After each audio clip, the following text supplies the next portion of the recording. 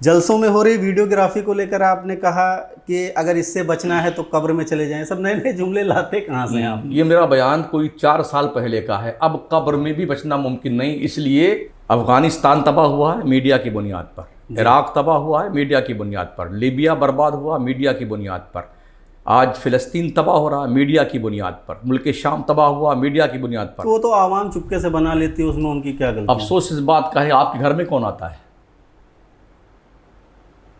आपके घर में कौन आता है? नहीं, जलसों के हवाले से मैंने पूछा कि जलसों में मना कर दिया उन्होंने कि बंद कर दो कैमरा। मेरे साथ भी ऐसा होता है जी, लेकिन जलसे वाले कहते हैं कि मुझे वीडियो चाहिए। मसलक आला हज़रत किसी शख्सियत का नाम नहीं जी मसलक आला हज़रत किसी इदारे का नाम नहीं। जी मसलक आला हज़रत हुज़ूर सैयदी सरकार आला हज़रत शाह इमाम अहमद रज़ा के 1400 किताबों के सफ़हाते किरतास पर बिखरे हुए कुरान व हदीस के मुज़य्यन मोतियों से जो लबरेज़ किताबें आला हज़रत की हैं, उनको ही मसलक आला हज़रत कहा जाता है। वही मैंने कहा, अगर कोई खा रहा कहीं बैठा हुआ तो उसकी देवबंदियत कूद के हमारे प्लेट में कैसे आ जाती है? हमारा निकाह कैसे टूट जाता है भाई साहब? तो उन हदीसों का क्या जवाब है जिसमें गुमराह और बद्दीन लोगों के साथ खाने पीने से मना किया गया? लेकिन अगर जिन पर कुफ्र का फतवा है उनको अपना अकाबिर मानने वाला किस कैटेगरी में आता है? हाँ, सुन लीजिए, वो भी मन शक काफ़ी कुफ्र ही व अज़ाब ही फ़कत कफ़र, एक सेंटेंस है जो इस तनाजुर में मौजूद है किताब में, ठीक है। जो इनके काफिर होने में, इनके अज़ाब होने में शक करे वो भी काफिर है। आला हज़रत की अता करता किताब हुस्सामुल हरमैन में उन 4 मौलवियों के बारे में क्या कहते हैं जिन पर उलमाए हरमैन ने कुफ्र का फतवा लगाया है? अल्हम्दुलिल्लाह हर्फ हर्फ की तायद करते हैं। जी, सरकार आला हज़रत और उनकी अता करता किताबों के बारे में आप क्या कहते हैं? आपकी क्या राय है? एक शेर में पढ़ दूँ इस सिलसिले में, न जाने हाल क्या होता तमामी अहले सुन्नत का, बरेली में अगर अहमद रज़ा पैदा नहीं होता। आप पर इल्ज़ाम है कि आप अपनी तकरीरों में बदमज़हबों का रद्द नहीं करते हैं। हुजूर ताजुल शरिया अलैहिर्रहमा के बारे में आपका क्या ख्याल है? वो वारिस उलूम आला हज़रत है जी, इससे बड़ा जुमला मेरे पास कुछ नहीं है। जी। तो जिस दावत इस्लामी से हुजूर ताजुल शरिया बचने का हुक्म देते हैं, आप खुलकर उसकी हिमायत करते हुए हुजूर नज़र आते ताजुल हैं? शरिया अलैहिर्रहमा की नहीं, बहुत सारे उलमा हैं जो कहते हैं कि दावत इस्लामी मसलक आला हज़रत की तंजीम नहीं है। कोई दलील? क्या दलील? ताजुल शरिया को बनाते हैं वो लोग। वही मैंने आपसे कहा ना, मसलक आला हज़रत शख्सियत का नाम नहीं है। जी मसलक आला हज़रत किसी इदारे का नाम नहीं है। जी मसलक आला हज़रत उस फ़िक्र और सोच का नाम है जो हुज़ूर सैयदी सरकार आला हज़रत के 1400 किताबों के सफ़हात पर वो फ़िक्र में फैली हुई है। जी मासूम अनिल ख़ता किसकी ज़ात है? अम्बिया की, मुरसलीन की और फ़रिश्तगान इलाही की। कोई और भी मासूम है? नहीं। आवाम से जब आप खिताब करते हैं तो मरदूद, ओ खबीस, ओ नालायक, तो इस तरह के जुमले आप इस्तेमाल करते हैं, तो आवाम भी तो मासूम नहीं है।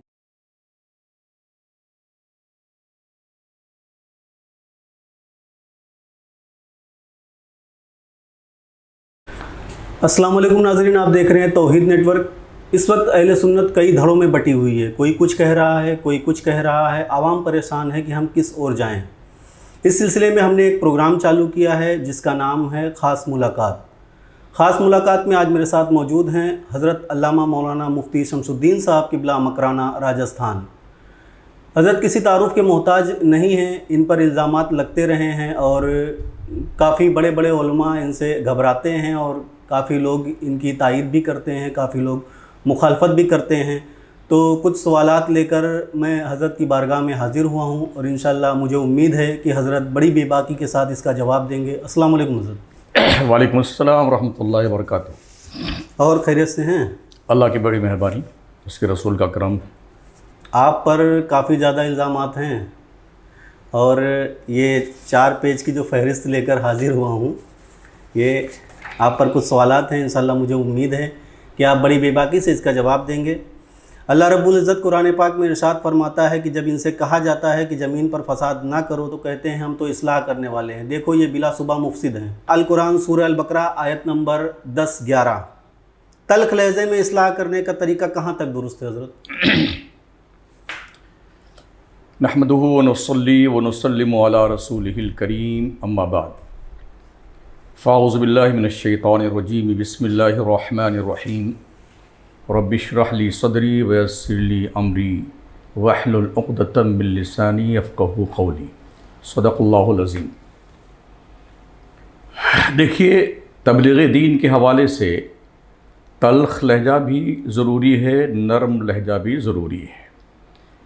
अगर हम अल्लाह तबारक व तआला के फ़रमुदात का जायज़ा लें तो हमें ये पता चलता है, जहाँ पर कुरान मुक़द्दस में जन्नत की बशारतों की आयतें मौजूद हैं, वहीं पर जहन्नम के हवलनाकी के हवाले से और उसके बचने के हवाले से, और जो लोग नहीं बचते हैं, ख़िलाफ़ शरअ काम करते हैं, इस्लाम के ख़िलाफ़ जो है अपनी ज़िंदगी गुजारते हैं, उनके लिए जो दर्दनाक अज़ाब अल्लाह ने तैयार कर रखा है, उससे भी मुख्तलिफ़ मकामात पर अल्लाह तबारक तआला ने अपने पैगम्बर के तवस्सुत से बंदों को डराया भी है। जी किसी भी बात को मनवाने का 3 तरीक़ा होता है। जी। सबसे पहला तरीक़ा ये है कि एग्ज़ाम्पल के तौर पर कोई बच्चा पढ़ने नहीं जाता है तो उसको उस तालीम और पढ़ाई की फ़जीलत बताई जाए, पढ़ लिख के तुम्हें क्या करना है, क्या बनना है, तुम्हारा मुस्तक़बिल ताबनाक होगा। अगर ये बात उसकी समझ में आती है तो बहुत अच्छी बात है, सुभान अल्लाह। लेकिन अगर बच्चा इसके बाद भी बात नहीं मानता है तो उससे लालच दी जाती है, हम तुम्हें तुम्हारी ख्वाहिश के मुताबिक तुम्हें जोड़ा दिलवाएंगे, तुम्हें मोबाइल दिला देंगे, तुम्हारी ख्वाहिश की मत जहाँ तुम बोलोगे वहाँ हम तुमको घुमाने ले जाएंगे।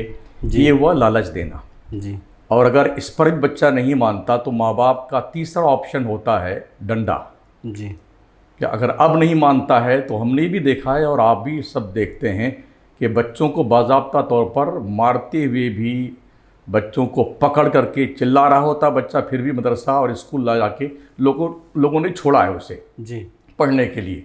तो बच्चों पे सख्ती घर पे भी होती है और बाज़ाब्ता तौर पर स्कूल में भी होती है अगर बच्चे नहीं मानते हैं तो। ये 3 ऑप्शन है किसी चीज़ को मनवाने के लिए। अल्लाह तबारक व तआला ने भी पहले बंदगी के हवाले से बंदों को मुखातब करके फ़रमाया, हमने इंसानों और जिन्नातों को अपनी इबादत के लिए पैदा किया, वमा खलक़तुल जिन्ना वल इंसा इल्ला लियअबुदून। जी। अगर बंदा ये मानता है तो सुभान अल्लाह, अच्छी बात है। नहीं मानता है तो अल्लाह तबारक तआला ने जन्नत की बशारत दी है। जी अगर तुम हमारी बात मानोगे, दीन के रास्ते पे चलोगे, पैगंबर के बताए हुए उसूलों को फॉलो करोगे तो हमने तुम्हारे लिए जन्नत बनाई है और जन्नत में ऐशे दवाम का हमने इंतज़ाम किया। वलकुम फ़ीहा मा तश्तही अनफुसकुम वलकुम फ़ीहा मा तद्दऊन। अल्लाह ने फरमाया तुम्हारा नफ्स जो चाहेगा हमने बाज़ाब्ता तौर पर उन तमाम चीज़ों का जन्नत में इंतज़ाम तुम्हारे लिए किया है। फिर भी कोई नहीं मानता है तो फिर उसके बाद जहन्नम के अज़ाब से बंदों को डराया गया है। सेम यही तरीक़ा तबलीग का भी है। जी। हमने जो अब तक महसूस किया है अहले सुन्नत वल जमात में, बंदों को सिर्फ़ जन्नत की ही लालच दी गई है कि आप जन्नती हैं, आप जन्नती हैं, और सुन्नी जन्नती मुसलमान हो, सुन्नी जन्नती मुसलमान हो। यानी इस तरह से स्टेज से लेकर के खानकाह तक, खानकाह से लेकर दरसगाह तक सब जगह जन्नतें ही बांटी गई हैं। नतीजा के तौर पर हमारा अहले सुन्नत वल जमात का तबका जन्नत के लालच में और हुसूल के हवाले से बाज़ाब्ता तौर पर अमल के मैदान में तो नहीं आया। जब उसने महसूस किया हम जन्नती ऐसे ही हैं तो फिर हमें क्या ज़रूरत पड़ी हुई है कि हम बाज़ाब्ता तौर पर अमल के मैदान में उतरें। जी। तो हमने इस बात को महसूस किया कि अपनी ही कौम को कुछ बहरहाल दीन के हवाले जो सख्ती के साथ बातें मनवाने का, जो इन्ना बत्शा रब्बिका लशदीद, अल्लाह ने फरमाया तुम्हारे रब की पकड़ बहुत सख्त है। जी। वत्तक़ू यौमन तुरजऊना फ़ीहि इलल्लाह, उस दिन से डरो जिस दिन अल्लाह के दरबार में तुम्हारी पेशी होने वाली है। जी। अल्लाह जब गज़बनाक होता है अपने बंदों पर तो इसके बारे में भी अल्लाह तबारक तआला ने कुरान मुक़द्दस में कई मकामात पर इरशादात फरमाए हैं कि अल्लाह के गज़ब से डरो, अल्लाह के बताए हुए उसूलों पे अमल नहीं करोगे तो हम तुम्हें सख्त से सख्त सज़ा देंगे। हमने तुम्हारे ऐसे लोगों के लिए जो दीन नहीं मानते हैं दर्दनाक अज़ाब हमने उनके लिए तैयार कर रखा है। जी। तो उन आयात को भी सिर्फ तबशीर नहीं, तंज़ीर का भी रास्ता अपनाना चाहिए। हमारे हुज़ूर अलैहिस्सलातु तस्लीम तशरीफ़ लाए हैं। जी। उनकी ज़िंदगी का मकसद क्या था? या अय्युहन्नास इन्ना अर्सलनाका शाहिदन व मुबश्शिरन व नज़ीरा, ए मुस्तफ़ा हमने तुम्हें शाहिद बनाकर भेजा है, गवाह यानी कि गवाही देने वाला बनाकर भेजा है, और बशारत सुनाने वाला बनाकर भेजा है और डर सुनाने वाला भी बनाकर भेजा है। जी। तो इस तरह से सख्त जुमलों में भी तबलीग की जाती है। ऐसा नहीं कि हम हर जगह सख्त ही जुमले इस्तेमाल करते हैं। जी, जी। अल्हम्दुलिल्लाह हमारी तकरीरें ऐसी भी बहुत सारी हैं, तकरीबन 30,000 से ज़्यादा वीडियोज़ मेरी हैं जी। बाज़ाब्ता तौर पर, जिसमें हर अनावीन पे आपको तकरीरें मिल जाएंगी। आप पीरों पर बहुत ज़्यादा बोलते हैं, क्या जी। वजह है इसकी? आपकी नज़र में इस वक्त कामिल पीर कौन है? सबसे पहले तो इस सिलसिले में ये बात कह देना ज़रूरी है कि पीरी मुरीदी है क्या चीज़। जी, इसका कॉन्सेप्ट है इस्लाम में। जी। जी। सोफ़ा के चबूतरे पर बैठने वाले लोग, उसमें वहीं से सोफ़ा के चबूतरे से ही निकलने वालों को सूफिया का बाज़ाब्ता तौर पर ये एज़ाज़ हासिल है। ये दोनों तबके वहीं से निकले हैं, जी। सूफिया का भी और उलमा का भी। एक ज़माने तक जो सूफ़ी होता था वो आलिम होता था, जी। जो आलिम होता था वो सूफ़ी भी होता था। जी। जी। यही वजह है कि तकरीबन कई 100 साल तक दुनिया में मदरसे नहीं थे।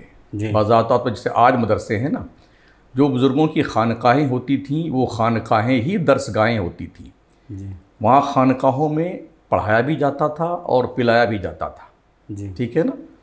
और जाहिर सी बात है, एक आलिम की तबलीग से ज़्यादा पुरअसर एक शेख कामिल की तरबियत होती है।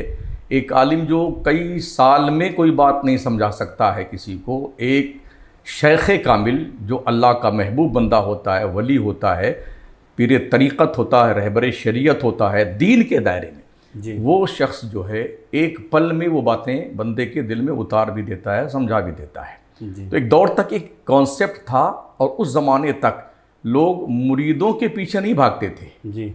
कुछ ही मुरीद करते थे वो, मगर एक ऐसा नमूना बना के पेश करते थे जिस नमूने के सामने दुनिया का कोई शख्स लाया नहीं जा सकता था। जी। एग्जाम्पल के तौर पर सरकार गौसे आज़म पीरान पीर रोशन ज़मीर रज़ियल्लाहु मौला ताला अन्हु कि पीरो मुर्शिद ने अपनी ज़िंदगी में एक नमूना बनाया था। और भी मुरीद रहे हज़रत गौसे आज़म के पीर के, लेकिन जो तरबियत गौसे आज़म की जो नमूना के तौर पे सरकार शेख मखज़ूमी रहमतुल्लाह ताला अलैह ने गौसे पाक को जो तरबियत फरमाई उनकी, आप बताइए जो जिस नहज पे उनकी तरबियत हुई गौसे पाक की, क्या उनके मुकाबले में आज दुनिया के किसी भी पीर और पीर के मुरीदों को लाया जा सकता है जो तरबियत उन्होंने की? नहीं।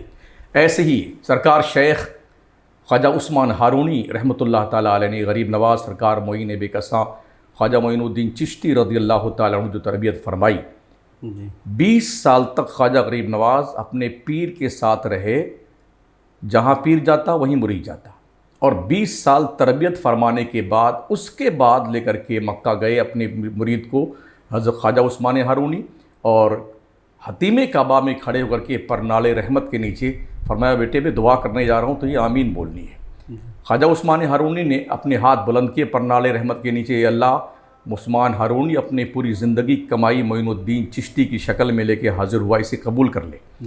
गरीब नवाज ने आमीन कही थी, काबा के दीवारों से आवाज़ आई थी, मैंने मोइनुद्दीन को कबूल कर लिया। जी। ये वो तरीक़ा था, ये बाज़ाब्ता तौर पर पीरों ने मुरीदों की तरबियत की थी, तज़किया था, उनका दिल साफ़ किया था, उन्हें खुदा की दहलीज पे लाके खड़ा किया था। आज वो कॉन्सेप्ट नहीं पाया जाता है। जी। जब तक ये कॉन्सेप्ट था कि मुरीदों का तज़किया किया जाए और उन्हें पाक साफ़ किया जाए, गुनाहों से बाज रखा जाए, उन्हें अल्लाह की दहलीज पे लाके लगा दिया जाए, ये था और ये बड़ी खूबसूरत थी। मगर अब हालात ये हैं कि वो जो बेचते थे दवाए दिल, वो दुकान अपनी बढ़ा गए। मुल्क के तूल व अर्ज़ में अगर आप जायज़ा लें तो उस नहज पर तरबियत हमें इल्ला माशाअल्लाह कहीं दिखाई नहीं पड़ती है। ठीक है ना। रह गई ये बात कि आज की तारीख़ में अक्सर पीरों का हाल ये है, आप वीडियोज़ उठा कर देख लें यूट्यूब पर, कि उन्हें नमाज से मतलब भी नहीं है, जी। दीन से कोई सरोकार नहीं है। जी। बाज़ाब्ता तौर पर अपने मुरीदीन से वो अपना सजदा भी करवाते हैं। जी। वो लोग बाज़ाब्ता तौर पर दीन मुस्तफ़ा की तौहीन भी करते हैं। जी। अपने इस मुल्क में एक नहीं हज़ारों मिसालें मिल जाएंगी। जी। और लोग उनके क्वांटिटी में मुरीद हैं। तो क्या इस्लाम इसी बात की तबलीग करता है, इस बात की तालीम देता है? मौजूदा दौर में हम बहुत सारे ऐसे लोगों को जानते हैं जो पीर हैं, मगर गैर महरम औरतों से पैर दबाते हैं, सर में तेल लगवाते हैं, उनके हाथ के बोसे देते हैं। किसी का नाम बताइए। नहीं, बिल्कुल नहीं, हम ना बताने की बात नहीं करते हैं। जी। पेशानी का बोसा देते हैं, उनके पीठ पे हाथ फेरते हैं जी। और बाज़ाब्ता तौर पर ये प्रचलन है, लोग जानते हैं मगर जानबूझ करके भी लोगों ने अपनी ज़बानों पे ताले लगा रखे हैं। जी। सैयदा आयशा सिद्दीक़ा रज़ी अल्लाह तआला अन्हा फरमाती हैं, मैंने अपनी ज़िंदगी में कभी नहीं देखा कि हमारे हुज़ूर सल्लल्लाहु तआला अलैहि वसल्लम ने कभी किसी गैर महरम के हाथ से हाथ भी आपका मस हुआ हो। जी। तो जो लोग पीरी मुरीदी के प्लेटफॉर्म से ये सब कर रहे हैं, क्या उन्हें अल्लाह के दरबार में जवाब नहीं देना है? बिल्कुल, सबको देना है। अब अगर इस ताल्लुक़ से मैं कोई गुफ्तगू करता हूँ तो तकलीफ़ क्यों होती है लोगों को? मैं हर पीर की बात नहीं करता हूँ, जो अच्छे पीर हैं वो हमारे सर के ताज है। कोई अच्छा पीर बताइए आप, आपकी नज़र में इस वक्त कामिल पीर कौन है? मैंने सवाल ये किया था। अच्छा, आपने सवाल ये किया है। जी। हमारे नज़दीक तो फर्स्ट कैटेगरी जो है वो मारहरा के सादात की है। जी। सैयद अमीन मियां। सैयद अमीन मियां साहब कबिला दामद फैज़ुकुम लालिया हैं, हुज़ूर नजीब मियां साहब कबिला दामद फैज़ुकुम लालिया हैं, बेलग्राम शरीफ के सादात किराम हैं और बहुत सारे मिल जाएंगे। और हज़रत सैयद मोइन अशरफ साहब मोइनुद्दीन अशरफीउल जिलानी जो मुंबई में रहते हैं, शहज़ादा शहीद राह मदीना, बहुत अच्छा काम कर रहे हैं। यकीनन ये लोग काबिल तारीफ़ भी हैं और ज़रूरत है कि इनके बताए हुए उसूलों पे अमल किया जाए। जी। लेकिन अक्सरियत जो है ना वो ट्रैक से हटी हुई है, इसलिए दुख इस बात का है। और अफसोस ये भी है कि चाय से ज़्यादा केतली गर्म है, पीर से ज़्यादा मुरीद गर्म। जी, दुख इस बात का है। होना ये चाहिए था कि पीर की तरबियत की बुनियाद पर मुरीदों के अंदर एक तगय्युर व तबद्दुल पैदा होना चाहिए, दीन पर चलने का जज्बा पैदा होना चाहिए। जब तक ये दोनों मिल करके उलमा और पीराने तरीक़त काम करते रहे हैं तो इसके मुस्बत रिज़ल्ट आए हैं और बहुत अच्छा काम हुआ है बर्र सग़ीर, पाक व हिंद और दूसरे इलाका जात में। लेकिन जब से मामला दुनियादारी का आया है तब से इस प्लेटफॉर्म से जो फ़ायदा पहुंचना चाहिए था वो फ़ायदा ना पहुंच करके उल्टा सुन्नियत के लिए खसारा और नुकसान का सबब बनता जा रहा है। जी। अभी कल आपने मुजफ्फ़रपुर में एक बयान दिया था जी, हुजूर गुलज़ार मिल्लत को लेकर के। जी जी जी। उनका जो बयान आया था कि करबला शरीफ में सब बरेलवी मसलक के थे। जी जी।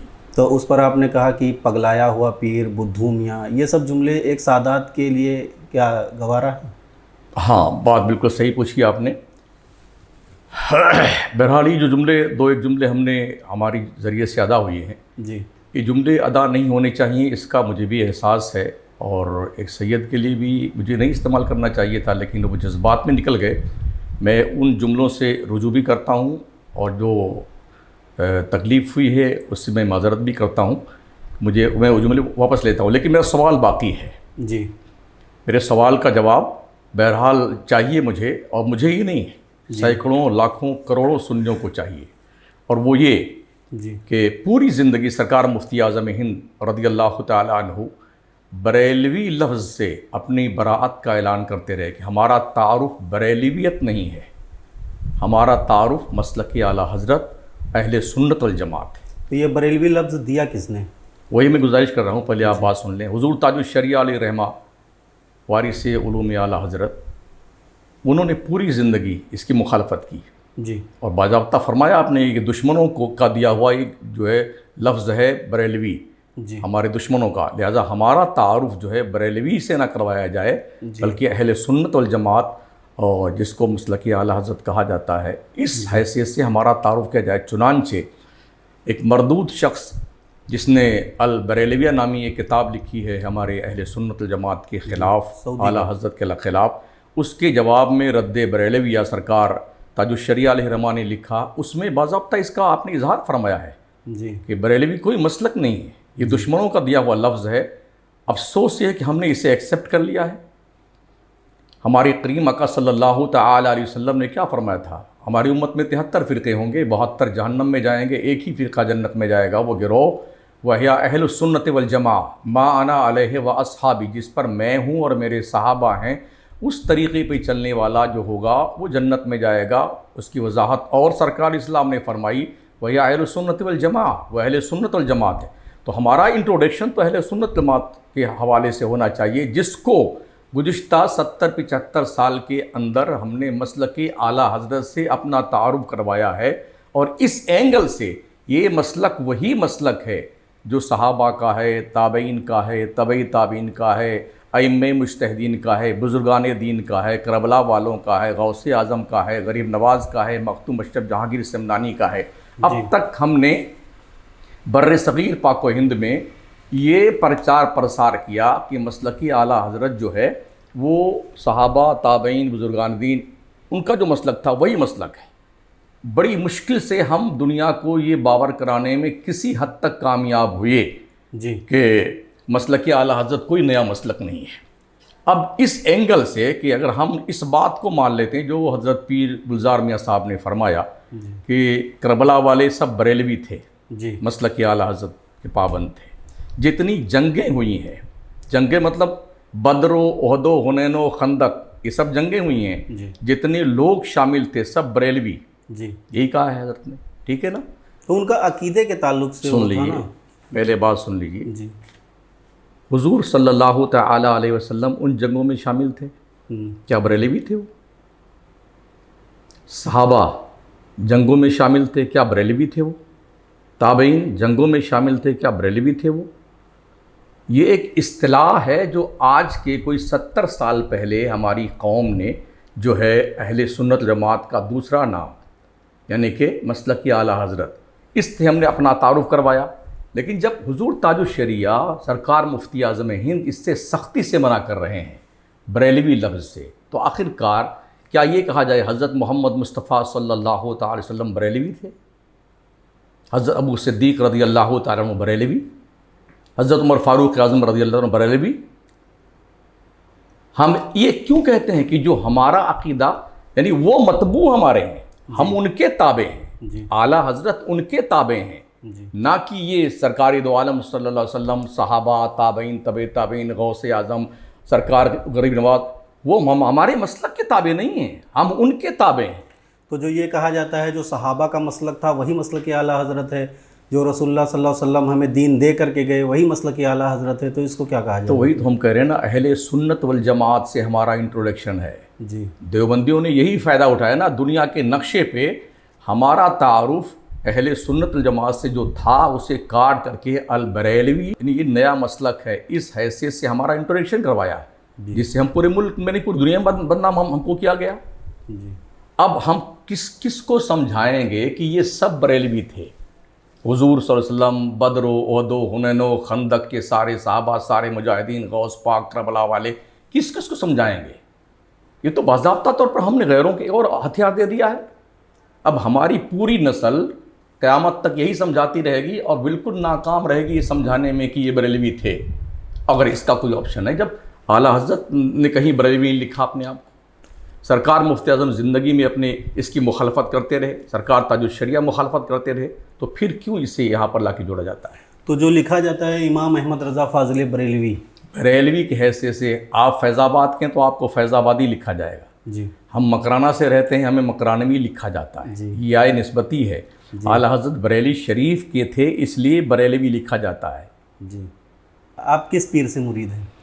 मैं शहज़ादे आला हज़रत सैयद सरकार मुस्तफ़ा रज़ा ख़ान मुफ्ती आज़म हिंद रज़ियल्लाहु मौला ताला अन्हु का ग़ुलाम और उनका मुरीद हूँ। पीरों ने क्या बिगाड़ा है आपका? आप गद्दे नशीन को गधा नशीन कहते हैं और आप कहते हैं कि पीर की दुआओं से मुरीद साइकिल तक नहीं ले पाता और मुरीद के नजरानों से पीर मर्सिडीज में घूमता है। जी, असल में ये जुमला मेरा नहीं है, जी शेख तरीक़त हुज़ूर शहज़ादे आसनुल उलमा हज़रत रफ़ीक़ मिल्लत अल्लामा सैयद अलहाज नजीब हैदर साहब क़िबला दामत बरकातुहुल क़ुद्सिया जो मारहरा शरीफ के हैं, ये पूरा जुमला उन्हीं का है जिसको मैंने नकल किया है, ये मेरा जुमला नहीं है। जी जी, जहाँ तक रह गई बात गधे नशीन या गद्दी नशीन की, जी जी बिलाशुबहा जो गद्दी नशीन होते हैं, मैंने फिर ये कहना मुनासिब समझा है, मैं हर पीर की बुराई नहीं करता हूँ। जी हम जो देख रहे हैं ना, पीरों की जो औलादें हैं इल्ला माशाअल्लाह, उन्हें दीन से कोई रग़बत नहीं है। पूरे मुल्क के तूल अर्ज़ में हम जा रहे हैं और जो औलादें बिगड़ी हुई हैं लोगों की ना, वो देखने के बाद यही लगता है कि जो मैं जुमला इस्तेमाल करता हूँ बिलाशुबहा ये सख्त ज़रूर है। जी होना तो ये चाहिए था कि पीर के शहज़ादे हैं तो आपको कम से कम कुछ तो लिहाज होना चाहिए। जी हमारे करीम आका सल्लल्लाहु अलैहि वसल्लम ने ये क्यों फरमाया कि अगर मोहम्मद की बेटी फ़ातिमा भी चोरी करे ना तो मोहम्मद उसके भी हाथ काट देगा? क्यों कहा सरकार ने? इस्लाम में कव्वाली का कोई कॉन्सेप्ट है? बुज़ुर्गों ने महफ़िल सिमा मुनक़्क़िद की है, उन्होंने पाकीज़ा अशार सुने हैं। जी हम कव्वाली के मुखालिफ नहीं हैं। जी पहली बात तो ये सुन लें आप। जी। कव्वालियाँ जो मज़ामीर के साथ हो रही हैं, मज़ामीर थोड़ा गाढ़ा हो गया, आवाम हाँ नहीं सुन समझ लीजिए, पाएगी। ढोल, बाजा, हारमोनियम, बांसुरी, बेंजू, टुनटुनिया, झुनझुनिया, झांझ लेकर के जी जो ये आलाते मज़ामीर इनको कहा जाता है, जी इसके साथ जो कव्वाली गाई जा रही है, हम इसके मुखालिफ हैं। जी ठीक है ना। और इसका जवाब बहुत खूबसूरत अंदाज में शेखुल इस्लाम हुज़ूर सैयदी अल्लामा मुफ्ती सैयद मोहम्मद मदनी मियाँ साहब क़िबला अशफ़ीउल जिलानी जी दामत फ़ैज़ुकुमुल आलिया ने बाज़ाब्ता तौर पर उनकी वीडियो मौजूद है इस सिलसिले में। जी तो हम कव्वाली के मुखालिफ नहीं हैं। जी सिलसिले चिश्तिया के बुज़ुर्गों की ये रूहानी ग़िज़ा थी। जी रह गई मज़ामीर की बात, तो हुज़ूर महबूब इलाही जो सिलसिले चिश्तिया के बुज़ुर्ग हैं, हुज़ूर शेख यहया मनेरी मखतूम बिहार सिलसिले चिश्तिया के बुज़ुर्ग हैं, बाज़ाब्ता तौर पर इनके फरमूदात हमें मिलते हैं कि मज़ामीर हराम हराम अशद हराम है, मज़ामीर ज़िना के बराबर है, यहाँ तक लिखा गया है। तो ये लहो व लैब के जो आलात हैं ना, ये तो गलत हैं। हमारे करीम आका अलैहिस्सलाम खुद फरमाते हैं, बयुस्तो बेकसरिल मज़ामीर, मैं इसलिए पैदा किया गया हूँ कि आलात लहो व लैब को तोड़ कर रख दूँ। और अल्लाह तबारक व तआला जल्ला मजदहुल करीम ने कुरान मुक़द्दस में इरशाद फरमाया है, वो आयत मुबारक ये है, वमिनन नासि मन यश्तरी लहवल हदीस लियुदिल्ला अन सबीलिल्लाहि बिगैर इल्मिन व यत्तखिज़हा हुज़ुवा उलाइका लहुम अज़ाबुम मुहीन। यानी कि अल्लाह ये फरमाता है, कुछ लोग खेल की बातें ख़रीदते हैं जी कि अल्लाह की राह से बहकावें, बेसमझे और उसे हंसी बना लें, उनके लिए ज़िल्लत का अज़ाब है। ये जो लहो लैब के आलात है ना, अब आप देखिए जहाँ जहाँ कव्वालियाँ होती हैं मौजूदा दौर में, ढोल बाजे के साथ, सारंगी के साथ, इनका मकसद क्या होता है? लहो लैब, हुल्लड़बाजी, शोर शगफ। जितने लोग वहाँ बैठते हैं, क्या वहाँ तस्बीह के दाने पड़ते हैं? नहीं। सितम बालाए सितम ये है कि मर्द तो था ही कव्वाली गाने वाला, अब औरतों को साथ मिलाया जाता है मुकाबले में कव्वाली गाने के लिए। और इस दौर में जब हमारे करीम आका अलैहिस्सलाम ने इरशाद फरमाया आज के 14.5 साल पहले कि हमारी इस मस्जिद में, मस्जिद नबवी में नमाज पढ़ना औरतों के लिए, इससे ज़्यादा सवाब है कि औरत अपने घर की मस्जिद में नमाज पढ़े। बाज़ाब्ता तौर पर बिल्कुल सज धज करके औरत आके स्टेज बैठती है और नाज़ो नखरे के साथ जुल्फ़ लहरा करके, हाथ मटका करके पूरी रात हुल्लड़बाजी करती है। और इस दौर में जो कहते रिजाल का दौर है, ये मनचले, उचक्के, लफंगे किस्म के लोग जो होते हैं, कितनी हुल्लड़बाजी करते हैं, वो किसी से पोशीदा नहीं है।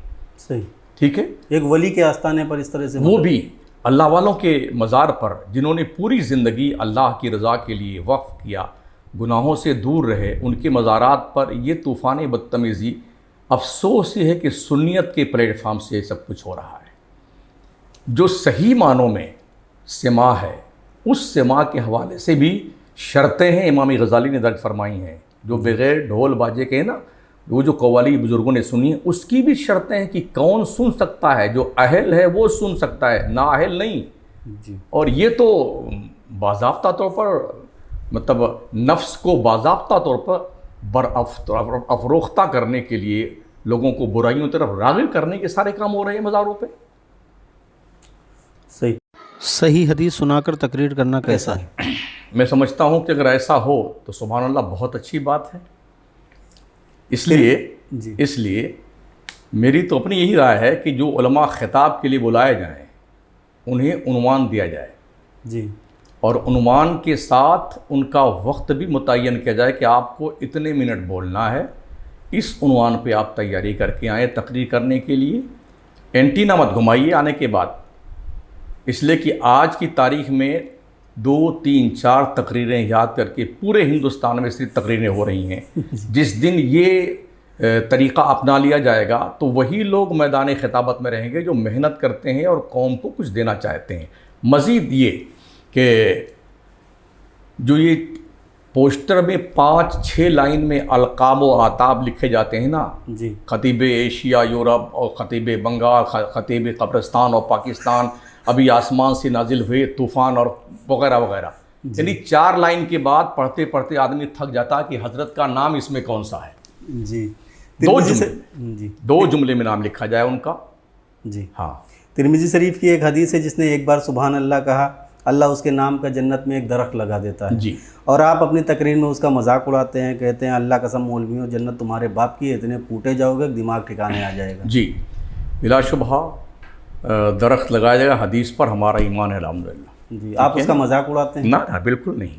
इसलिए कि जो लोग भी नात खानी करते वक्त सुभान अल्लाह कहलवाते हैं उनका मकसद सवाब नहीं होता है। जी, उनका मकसद जो होता है ना, हम जानते हैं और सब जानते हैं कि हमारी नात जम जाए और हमारी तकरीर जम जाए। जी, ठीक है ना। जी, और वाह वाह करवाने पे हाथ फलाएं साहब आप सुभान अल्लाह कहिए, भाई हमें अच्छा लगे हम खुद कहेंगे ना, आपको क्या पड़ी है, आप नात पढ़िए ना, क्या दिक्कत आती है। जी, दरख्त लग जाएगा, हुजूर इस्लाम ने इरशाद फरमाया, तो क्या आप जन्नती हो गए। ये क्यों नहीं कहता शायर कि दरख्त तो लग जाएगा मगर नमाज पढ़िए, रोज़ा रखिए, गुनाहों से बचिए। ये भी किसी शायर से कहते हुए सुना आपने? नहीं, ख़तीब के बारे में मैं कह रहा हूँ। ख़तीब तो बताते हैं ना कि जन्नत में दरख्त लग जाता है। खतीब की बात मैं भी करता हूँ ना, जी, जन्नत में दरख्त लग जाता है। हमारे हुजूर अलैहिस्सलाम ने इरशाद फरमाया है कि जब 2 मुसलमान आपस में मुलाकात करते हैं तो मुसाफ़ा करने के बाद हाथ जुदा होने से पहले दोनों की बख्शिश हो जाती है। जी, तो अब रोज़ सुबह शाम लोग मुसाफ़ा करें और बख्शिश करवाते रहें, ना नमाज़ पढ़ें, ना रोज़ा रखें, ना हज करें, ना ज़कात दें, और जो खुराफात करनी वो करते रहें, इसलिए कि रोज़ सुबह में जन्नत ले रहे हैं, शाम को बख्शिश ले रहे हैं। जी, हमारे हुजूर इस्लाम ने फरमाया है कि जो शख्स अपने माँ बाप के चेहरे को मोहब्बत की नज़र से देखेगा, अल्लाह हर नज़र के बदले में हज मकबूल का सवाब अता फरमाएगा। तो नमाज रोज़ा छोड़ करके सिर्फ चेहरा देखा जाए माँ बाप का और हज मकबूल का सवाब लेते रहें बैठ करके। क्या ये इसका मतलब है? अच्छा, ये सारी बातें जो अभी ये प्रमोट की जा रही हैं, क्या सहाबा को नहीं पता था कि एक मरतबा सुभान अल्लाह कहने से जन्नत में दरख्त लगता है? पूरी रात क्यों रोते थे वो? हमारे हुजूर पूरी रात रोते थे, यहाँ तक हदीस शरीफ में हत्ता तवर्रमत कदमा, आका करीम अलैहिस्सलाम के दोनों पैरों में सूजन आ जाती थी, इतनी देर तक खड़े रहते थे, रोते रहते थे। अम्मा आयशा फरमाती हैं कि हुजूर जब खड़े होते थे सल्लल्लाहु अलैहि वसल्लम तो दाढ़ी शरीफ आंसुओं से भीग जाती थी। सजदा करते थे, मुसल्ला पर जहाँ सर अक़दस होता था वहाँ आंसुओं से मुसल्ला तर हो जाता था। हुजूर की ये कैफियत थी। अम्मा आयशा फरमाती हैं हुजूर के दिल की धड़कन इतनी तेज़ होती थी, ऐसा लगता था कि जैसे कोई पतीली में सालन पक रहा है, इस तरह से आवाज़ आती थी। खौफ खुदा की बुनियाद, उन्हें किस बात का खौफ था? वो तो जन्नत के मालिक थे जी। फिर हुजूर क्यों रोते थे? यहाँ तक अल्लाह ने फरमाया ताहा मा अंज़लना अलैकल कुरआन लितशक़ा, ए प्यारे मुस्तफ़ा हमने कुरान इसलिए नहीं उतारा कि तू मशक्क़त में पड़ जाए। जी, ये तो खौफ वालों के लिए, इल्ला तज़किरतन लिमन यख्शा, ये नसीहत है, जो खौफ वाले हैं वो नसीहत पकड़े। अल्लाह ने मना फरमाया देर तक रात तक इबादत करने से हुजूर को। रात भर हुजूर रोते थे। सिद्दीक़ अकबर, फ़ारूक़ आज़म जितने सहाबा हैं रात भर रोते, जन्नती थे, जन्नत का टिकट कन्फर्म उनके पास में था, फिर क्यों रोते थे? आज जो जिन्हें पता ही नहीं कि वो जन्नत में जाएंगे भी कि नहीं जाएंगे, सिर्फ सुभान अल्लाह कहने जन्नत में नहीं चला जाएगा आदमी। तो ये तस्वीर लेके हम भी बैठते रहे, सुभान अल्लाह सुभान अल्लाह सुभान अल्लाह सुभान अल्लाह सुभान अल्लाह, बस दरख्त लगाते हैं जन्नत में हम बैठ करके। आपने कहा जिसकी आवाज़ अच्छी होती है वो गवैया बन जाते हैं। एक मद्दाह रसूल को गवैया कहना कहाँ तक दुरुस्त है? जी देखिए, तकरीबन अक्सर व बेशतर जो लोग हैं वो गाने की तरस पर ही नातें पढ़ते हैं। गवैया इस एंगल से हमने कहा है जी, बाज़ाब्ता प्रैक्टिस करते हैं वो उसी गाने की तर्ज पर, और आप इसका अंदाज़ा लगा सकते हैं नाते सुन करके, जैसा कि हमें भी लोगों ने बताया कि ये फ़ला नात फ़ला गाने की तर्ज पर है, ठीक है ना। और मदारिस में जब तक ये कॉन्सेप्ट नहीं था तब तक बच्चे मेहनत से पढ़ते थे, अच्छे आलिम बनते थे लोग। लेकिन अब हालत ये हो गई, उन्होंने ये देख लिया है कि नात खां बन जाने से बहुत ज़्यादा इनाम भी मिलता है, नजराना भी मिलता है, तो तालीम को सानवियत की मंजिल में रख दिया लोगों ने, इल्ला माशाअल्लाह। और अब लोगों ने इसको ही एक्सेप्ट करना, जिसकी आवाज़ अच्छी हुई वो धुन बना बना करके वो नात खानी और अपना इस काम में लग गया है। तो क्या गाने की धुन पर नात पढ़ना बिल्कुल गलत है। कई नाते, मशहूर नाते हैं जो गाने की धुन पर हैं। कोई भी गलत, तो कोई पढ़ता है उसका वो जिम्मेदार है, गलत तो गलत है जी। जलसों में हो रही वीडियोग्राफी को लेकर आपने कहा कि अगर इससे बचना है तो कब्र में चले जाएं। सब नए नए जुमले लाते कहाँ से आप? तौहीद ऐसा है जी कि मुझे अफसोस इस बात का है, हमारी कौम के उलमा भी, बुजुर्गान दीन जो मौजूदा हैं वो भी, और हमारी तंजीमें भी क्या कहती हैं, यार ये मीडिया वाले हमारी रिपोर्ट नहीं लगाते हैं और मीडिया वाले हमारे ख़िलाफ़ जो है रिपोर्टिंग करते हैं, हमारा प्रोग्राम नष्ट नहीं करते हैं। मैं ये पूछना चाहता हूँ, मीडिया वालों को आपने कब तक जो है, क्या उनको रेस्पेक्ट दिया आपने मीडिया वालों को?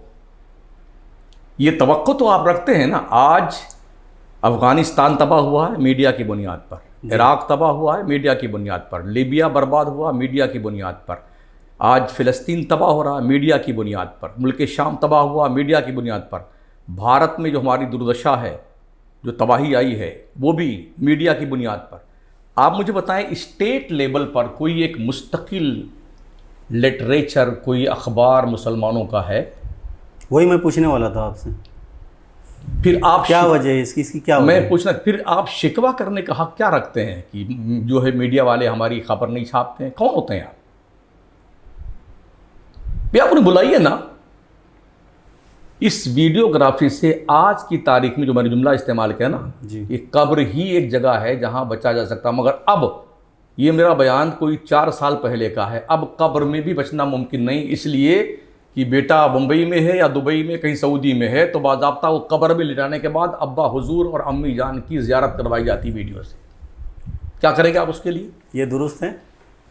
दुरुस्त ना दुरुस्त की बात छोड़िए, ये हो रहा है ना।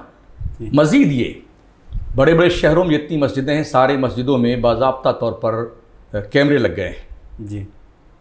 धमाके हो रहे हैं गरीब नवाज के आस्थाने पे, सरकार आला हज़रत के आस्थाने पे, तकरीबन जहाँ जहाँ बुजुर्ग आदमी का सब जगह वीडियोग्राफी हो रही है, कैमरे लगे हुए हैं हिफाजत के लिए। बड़े बड़े मॉल में, स्टेशनों पे, एयरपोर्ट पर, मक्का मदीना जाइए, हरमैन तैयबैन में कहीं भी जाइए, कदम कदम पर आपकी वीडियोग्राफी हो रही है।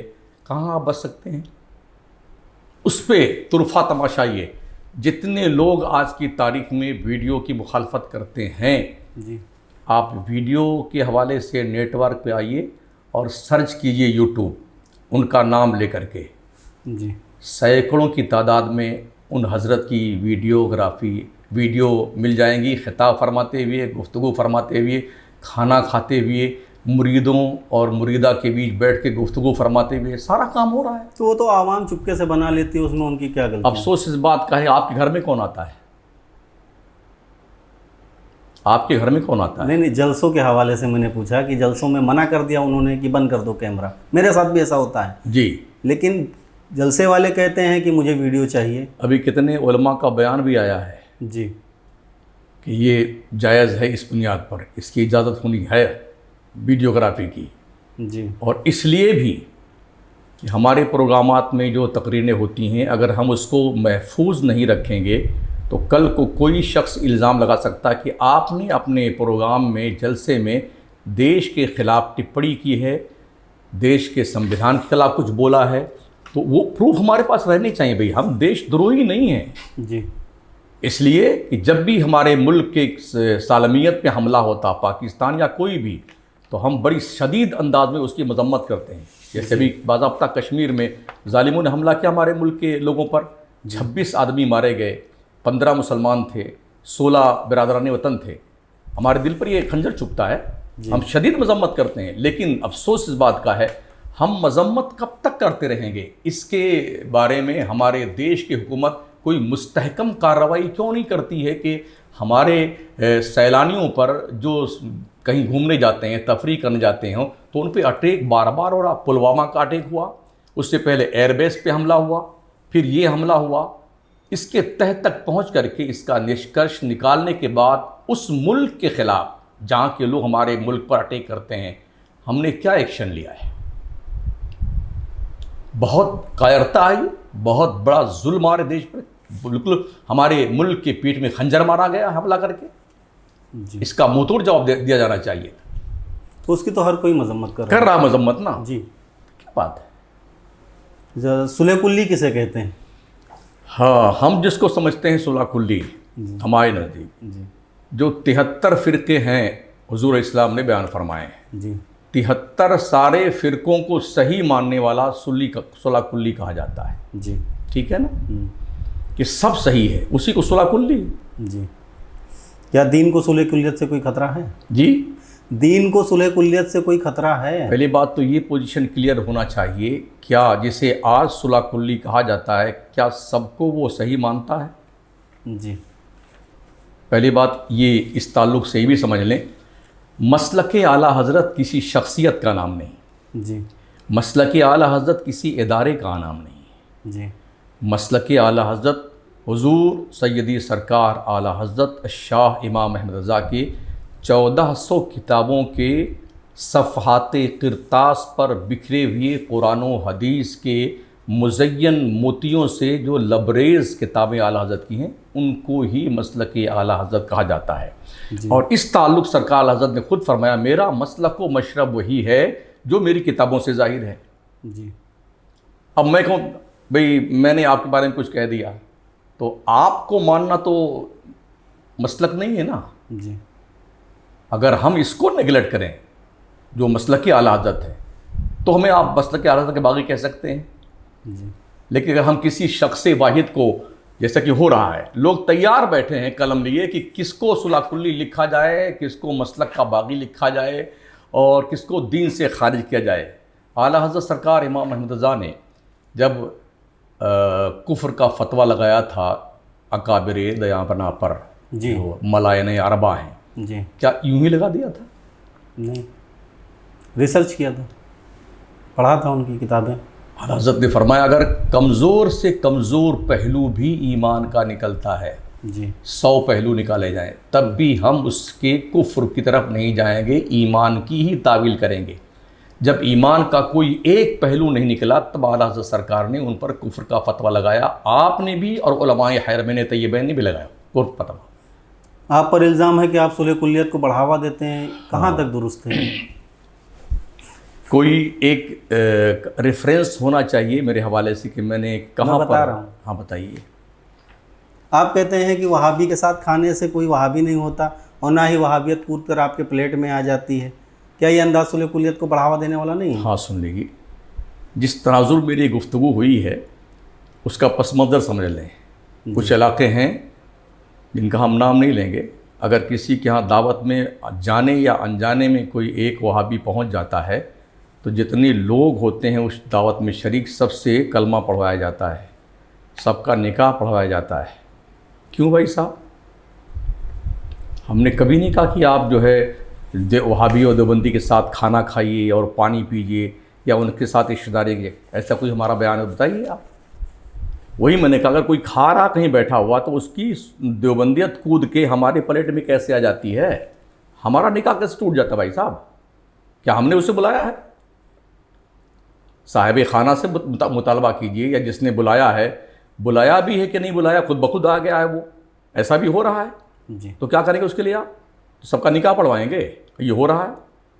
तो उन हदीसों का क्या जवाब है जिसमें गुमराह और बद्दीन लोगों के साथ खाने पीने से मना किया गया? बिल्कुल मना किया गया है, ना बुलाया जाए उन्हें, ना उनके शादी ब्याह में शरीक हुआ जाए, ना उनके जनाजे में शरीक हुआ जाए। हमारा इस पर ईमान है। लेकिन बाई चांस कोई कहीं आ गया है, उस तनाजुर मेरी गुफ्तगू हो रही है कि उसकी वजह से ना हमारा निकाह टूटता है और ना हमारे ईमान पे कोई ख़तरा आता है। इसलिए हर वहाबी काफिर नहीं है। जी। आला हज़रत ने सिर्फ 4 पर फतवा क्यों दिया? लेकिन अगर जिन पर कुफ्र का फतवा है उनको अपना अकाबिर मानने वाला किस कैटेगरी में आता है? हाँ सुन लीजिए, वो भी मन शक काफ़ी कुफ्र ही व अज़ाब ही फ़कत कफ़र, एक सेंटेंस है जो इस तनाजुर में मौजूद है किताब में, ठीक है। जो इनके काफिर होने में, इनके अज़ाब होने में शक करे वो भी काफिर है, बराबर जी। किसी भी बिलाशुबहा वहाबियत कुफ्र है जी। लेकिन फ़र्द मुतअय्यन के बारे में कि फ़लाँ शख्स काफिर है कि नहीं है, वहाबी घर में पैदा हुआ, वहाबियों के साथ रहता उठता बैठता है, क्या वो काफिर है? उसके उपास उसके सामने वो अक़वाले कुफ्रिया रखे जाएं जो 4 मरदूदाने ज़माना पर जिन पर कुफ्र का फतवा लगा है जी। उनकी कुफ्री इबारतें उसे पढ़ के सुनाई जाएं, उसे समझा दी जाएं, या पढ़ा लिखा हुआ है तो पढ़ ले, सुन ले, समझ ले, अब उनको वो फॉलो करता है तो बिलाशुबा काफिर है जी। लेकिन जो जानता ही नहीं है वह पैदा हुआ है वहाबियों क्या। आला हज़रत की अता करदा किताब हुस्सामुल हरमैन में उन 4 मौलवियों के बारे में क्या कहते हैं जिन पर उलमाए हरमैन ने कुफ्र का फतवा लगाया है? अल्हम्दुलिल्लाह हर्फ हर्फ की तायद करते हैं जी। सरकार आला हज़रत और उनकी अता करदा किताबों के बारे में आप क्या कहते हैं, आपकी क्या राय है? एक शेर में पढ़ दूँ इस सिलसिले में, न जाने हाल क्या होता तमामी अहले सुन्नत का, बरेली में अगर अहमद रज़ा पैदा नहीं होता। जी। हमारे सर पर जो इज़्ज़त की बाल उगे हैं ना, ये इमाम अहमद रज़ा का सदका है। जी। हमारे सीने में जो इस्लाम का नूर है आज की तारीख़ में, ये इमाम अहमद रज़ा की क़ुरबानियों का समरा है। आप पर इल्ज़ाम है कि आप अपनी तकरीरों में बदमज़हबों का रद्द नहीं करते हैं। हमारी 30,000 वीडियोज़ हैं, आप सर्च करके देख लें हमने कितने बदमज़हबों का रद्द किया है। हमने दर्जनों मस्जिदें गैरों से छुड़ा के आज़ाद करवा के सुन्नियत की तहवील में दिया जो अब तक सुन्नियों के कब्ज़े में हैं। पूरी राजस्थान के इलाके में जहाँ कहीं मुबाहिसे की ज़रूरत पेश आती है वहाँ शमसुद्दीन जाता मस्तक का दिफा करने के लिए। हमने गैर मुक़ल्लिदों के महल्ले में जहाँ एक घर सुन्नी का था वहाँ तकरीर करते हुए तकरीबन 77 सवालों के जवाबात दिए हम उनके गैर मुक़ल्लिदों के। जी। हमने जर्जीस के 37 सवालों के जवाब दे करके मकराना में उसकी हिम्मत नहीं कि वो दाखिल हो जाए मकराना में। किस जगह आपने 77 सवालों का जवाब दिया? लाडनू, कहाँ पड़ता है? नागौर डिस्ट्रिक्ट में पड़ता है। 37 सवालों के जवाब हमने जर्जीस के तो मकराने में दिए। जी। आज बहुत सारे बातिल फ़िरके सोशल मीडिया पर अक़ीदा अहले सुन्नत के ताल्लुक़ से हमला करते हैं। कोई इंजीनियर है, कोई प्लम्बर है, तरह तरह के एतराज़ात करते हैं, तो आप उनके बारे में कुछ बोलते क्यों नहीं? आपकी तकरीरें तो आवाम को डांटने में आपका वक्त गुजर जाता है। जी जी जी, बिल्कुल सही कह रहे हैं आप। लेकिन काश मेरी तकरीरें आप सुनते जिस पर मैंने उन पर भी बाज़ाब्ता तौर पर कायदे से हमला किया और उनके मुँह तोड़ जवाब हमने दिए हैं, चाहे वो इंजीनियर शैतान हो या जहलमी हो, कोई भी हो, या जाकिर नायका हो, हमने बाज़ाब्ता उनकी क्लासें ली हैं, ऐसा नहीं है। जी। हाँ, बिला ज़रूरत अगर जहाँ ज़रूरत नहीं है खामखा हम उसको जो है, अगर टेबलेट से कोई मरीज़ अच्छा होता है तो बाईपास सर्जरी करने की क्या ज़रूरत है भाई साहब? जी। जहाँ सुन्नी इस कदर बदअमल हो चुका है, अक़ीदा बड़ा मुस्तहकम है अल्हम्दुलिल्लाह सुन्नियों का, लेकिन अक़ीदा मुस्तहकम होने के बाद अमल की भी ज़रूरत होती है ना। रोज़े महशर के जहाँ गुदाज बुअद अव्वली पुरश नमाज बुअद, हमारा सुन्नी नमाज क्यों नहीं पढ़ता है? अक्सरियत हमारे सुन्नियों की ऐसी है। जिस इलाके में जाइए सारी भीड़ मज़ारों पे लगी रहती है। ये भीड़ मस्जिदों में क्यों नहीं आती? हम अगियार का देखते हैं जो जिन पर मेरा जुमला मशहूर है, जिन पर नमाज फ़र्ज़ नहीं है वो गठरी बांध के पूरी दुनिया में नमाज ले फिरते हैं, और जिन पे नमाज फ़र्ज़ है वो जुम्मा नहीं पढ़ने आता। ये जुमला भी मेरा है तकरीर में। कुछ लोग कहते हैं जुम्मा फ़र्ज़ नहीं है। देखिए, इस जहालत का तो कोई जवाब नहीं है। जी। हुजूर ताजुश शरिया अलैहिर्रहमा के बारे में आपका क्या ख्याल है? वो वारिस उलूम आला हज़रत है। जी। इससे बड़ा जुमला मेरे पास कुछ नहीं है। जी। तो जिस दावत इस्लामी से हुजूर ताजुश शरिया बचने का हुक्म देते हैं, आप खुलकर उसकी हिमायत करते हुए हुजूर ताजुश शरिया अलैहिर्रहमा के कई बयानात हैं। जी। ऐसी भी ऑडियोज़ हैं जिसमें दावत इस्लामी और सुन्नी दावत इस्लामी और दोनों के अमीर का नाम लेकर के ताजुश शरिया ने फरमाया, मेरे पास इनके बारे में कोई ऐसा सबूत नहीं है। जी। हुजूर ताजुश शरिया अलैहिर्रहमा के हुक्म के मुताबिक अल्लामा अब्दुल मुबीन नौमानी चिरैया कोटी ने उनके हुक्म के बमौजिब कंजुल ईमान जो रिसाला दिल्ली से निकलता है, उस रिसाले में तकरीबन आज के कोई 12-14 साल पहले ये लिखवाया था हज़रत की तरफ से कि दावत इस्लामी और सुन्नी दावत इस्लामी ये अहले सुन्नत जमात की तंजीमें हैं, सुन्नियत का काम कर रही हैं। ये हज़रत के ये हज़रत ताजुश शरिया अलैहिर्रहमा ने फरमाया। जी। किसको सही माना जाए? तो हज़रत की तो कई ऑडियो है जिसमें वो कहते हैं कि अहले सुन्नत की नहीं है। तो वही तो हम कह रहे हैं ना, दोनों तरह की बातें हैं सरकार ताजुश शरिया अलैहिर्रहमा की। जी। आज की तारीख में दावत इस्लामी ने जो मसलक आला हज़रत का काम किया है ना, हम सब मिल के वो काम नहीं कर सकते हैं। दुनिया के 200 मुल्कों में काम कर रहे हैं लोग। इसके अलावा सुन्नी दावत इस्लामी के लोग तकरीबन 45 मुल्कों में काम कर रहे हैं लोग। और सिर्फ मौलाना नहीं, डॉक्टर, इंजीनियर, लॉयर, ये सब बना रहे हैं सुन्नियत के प्लेटफॉर्म से। जब सफ़र का महीना शुरू होता है, पूरा महीना रज़ा रज़ा रज़ा रज़ा रज़ा रज़ा रज़ा आला हज़रत के नाम की धूम पूरी दुनिया मचाते हैं। वो रज़ा एकेडमी के बानी हज़रत अलहाज हाजी सैयद नूरी साहब किबला बाज़ाब्ता उन्होंने एवार्ड दिया दावत इस्लामी के वालों को। क्यों दिया भाई साहब? वो तो हमसे ज़्यादा ठोस सुन्नी और रज़वी हैं ना जी। उनकी तो रिश्तेदारियाँ भी बरेली शरीफ से हैं। वो क्यों एवार्ड दे रहे हैं उनको अगर वो काम नहीं कर रहे हैं तो? नहीं, बहुत सारे उलमा हैं जो कहते हैं कि दावत इस्लामी मसलक आला हज़रत की तंजीम नहीं है। कोई दलील? क्या दलील? ताजुशरिया को बनाते हैं वो लोग। वही मैंने आपसे कहा ना, मसलक आला हज़रत शख्सियत का नाम नहीं है जी। मसलक आला हज़रत किसी इदारे का नाम नहीं है जी। मसलक आला हज़रत उस फ़िक्र और सोच का नाम है जो हुज़ूर सैयदी सरकार आला हज़रत के 1400 किताबों के सफ़हात पर वो फ़िक्र फैली हुई है। जी। अहले सुन्नत में बढ़ते इंतशार को कैसे ख़त्म किया जाए? अहले सुन्नत में जो बढ़ते हुए इंतशार हैं उनको दूर करने के लिए एक ही रास्ता हमारे पास है, वो है इत्तिहाद। जी। इत्तिहाद क्यों कर मुमकिन होगा? मुमकिन है कि आपके अंदर 100 बातों में से 30 बातें आप गलत कर रहे हैं, 70 बातें आपकी ठीक हैं। जी।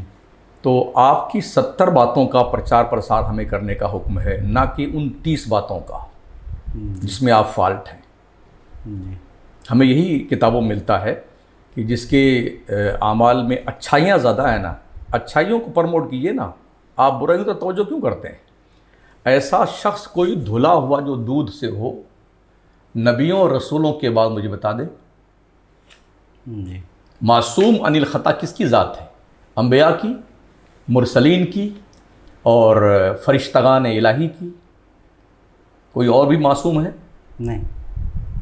आवाम से जब आप खिताब करते हैं तो मरदूद, ओ खबीस, ओ नालायक, तो इस तरह के जुमले आप इस्तेमाल करते हैं, तो आवाम भी तो मासूम नहीं है। तो वही तो हम कह रहे हैं ना, जब आदमी तबलीग कर रहा है ना तो तीनों ऑप्शन अपनाता है जी। जन्नत का भी, मकसद हयात का भी और ज़रूरत तौबीक भी करता है।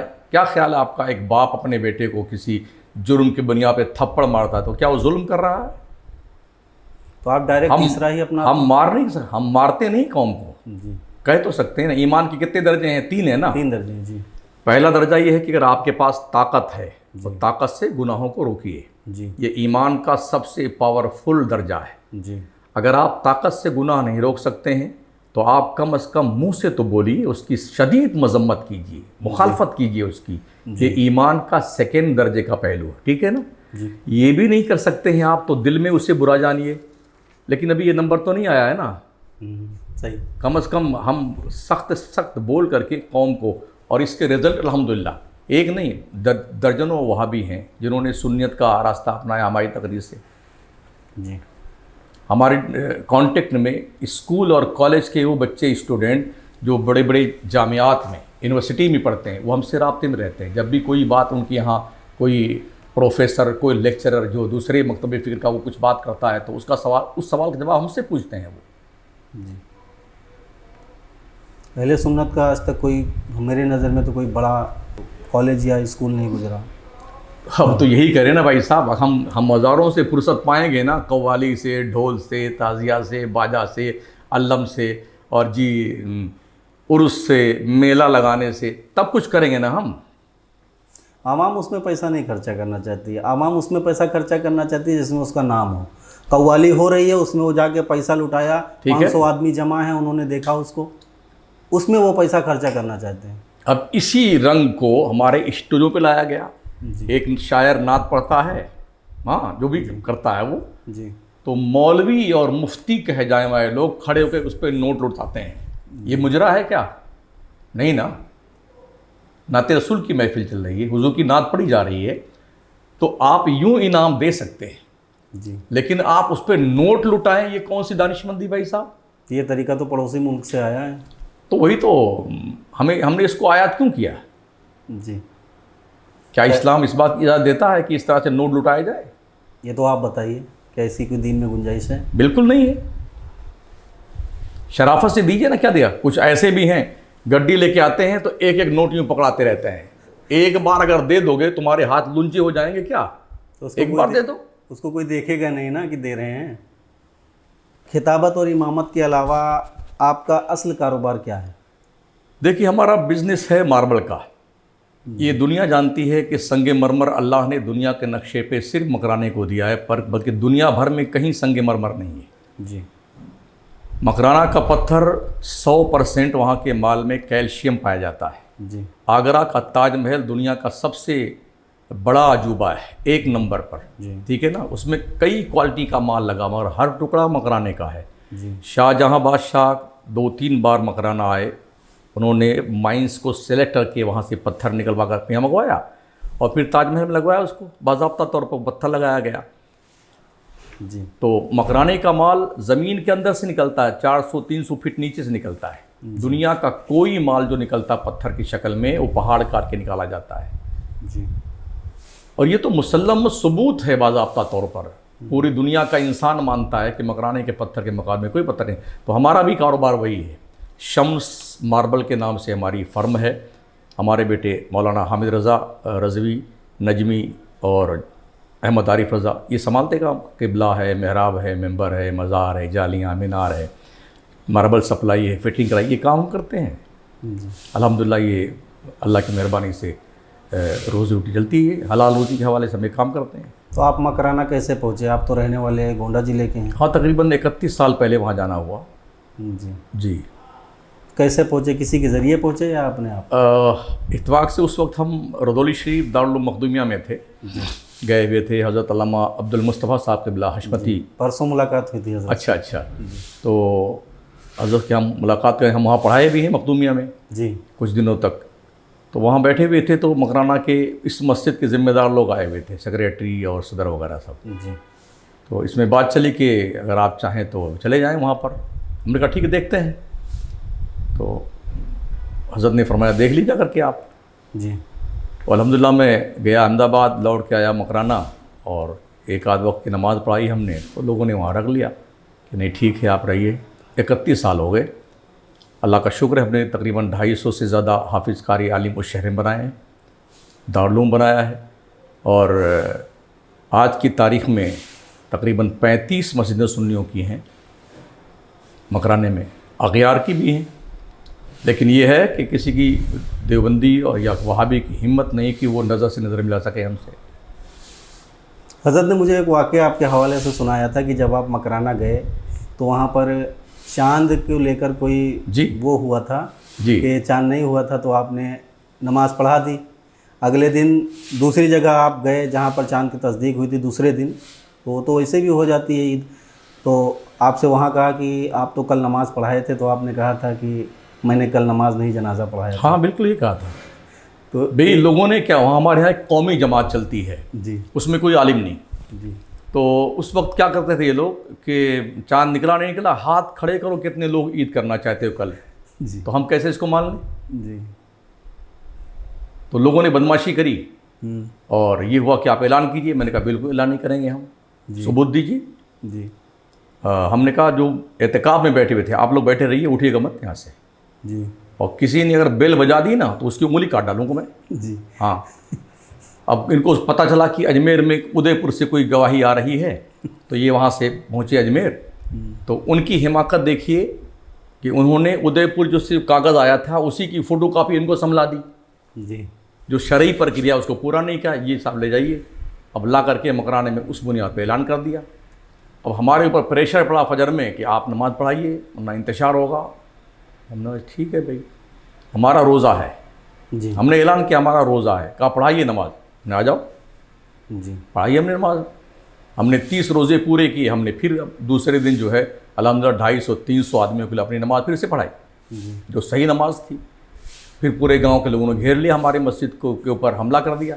जी, इसमें बैक साइड में देवबंदी और वहाबी लोग थे। जी, कंधा सुन्नियों का, बंदूक उनकी थी कि किस तरह इस मौलवी को निकाला जाए वरना हमारा सारा प्लान फेल हो जाएगा। जी, तो 3 दिन मस्जिद को लोगों ने घेरे रखा। बस यही मुतालबा था कि आपने जब नमाज़ पढ़ाई है दूसरे दिन, तो पहले दिन क्या पढ़ाई थी आपने? हमने कहा पहले दिन आपके जनाजे की नमाज़ हमने पढ़ाई है, इसलिए कि जब कौम मर जाती है ना तो उसके जनाजे की ही नमाज़ पढ़ाई जाती है जी। उसके बाद हिम्मत नहीं हुई कभी कि वो इस तरह ऐलान कर दें बगैर सुबूत शरई के। हज़रत बहुत बहुत शुक्रिया आप इस प्रोग्राम में आए। मैं तमाम अवाम अहले सुन्नत, उलमाए अहले सुन्नत से गुजारिश करता हूँ कि हज़रत पर जो जो इल्ज़ामात मुझ तक पहुँचे मैंने उससे इन पर सवालात किए। हज़रत ने बड़ी बेबाकी से इसका जवाब दिया। हज़रत के ऊपर जो एतराज़ात थे हमने उस पर भी जवाब लिया। कल से जो ये चल रहा था सोशल मीडिया पर हुज़ूर गुलज़ार मिल्लत को लेकर के, उस पर भी हज़रत ने रुजू किया है अपने कुछ जुमलों से। उन्होंने कहा कि ऐसा नहीं कहना चाहिए। हज़रत आप कुछ कहेंगे? नहीं, मैं यही कहूँगा कि अहले सुन्नत वल जमात को मुत्तहिद किया जाए। जी छोटी मोटी बातों को लेकर के किसी को सुलह कुल्ली न कहा जाए। जी। और शिराज़ा जो बिखरा हुआ अहले सुन्नत वल जमात का, लोग टुकड़ों में बटे हुए हैं आज की तारीख में। जी। एक पीर दूसरे पीर के साथ बैठने को तैयार नहीं, एक मुफ्ती दूसरे मुफ्ती के साथ बैठने को तैयार नहीं, एक आलिम दूसरे आलिम के साथ बैठने को तैयार नहीं। अगर हमारी ये सिचुएशन रही है तो कौम किस तरफ जाए, वो तो इस कंडीशन में है ना, what to do what to not do. ये कैफियत आज उम्मत की हो गई है। तो हमें मुत्तहिद होकर के मसलक आला हज़रत की बुनियाद पर, शमसुद्दीन की बुनियाद पर नहीं, किसी पीर की बुनियाद पर नहीं, मसलक की बुनियाद पर एक हों। जी। और कमी सब में है, कोई 19 कोई 20, दूध का धुला हुआ कोई नहीं है। गलतियों को नज़रअंदाज किया जाए। हाँ, वाकई में अगर कोई शरीयत मुतहरा के ख़िलाफ़ है, दीन के ख़िलाफ़ है, मसलक के ख़िलाफ़ है, तो उसकी निशानदही करके बाज़ाब्ता उसका एक बोर्ड बनाया जाए, वहाँ बैठ करके उससे मुतालबा किया जाए, ये आपने गलत किया, इससे रुजू कीजिए, ख़त्म बात की। कहाँ दिक्कत आती है? जी। बजाय इसके प्रचार प्रसार करना किसी खिलाफ कि वो ऐसा है वैसा है, इसका जवाब तो उन्हें भी देना पड़ेगा जो इस तरह से फतवे लगाते हैं, और उन्हें भी जवाब देना होगा जो इस तरह के काम करते हैं।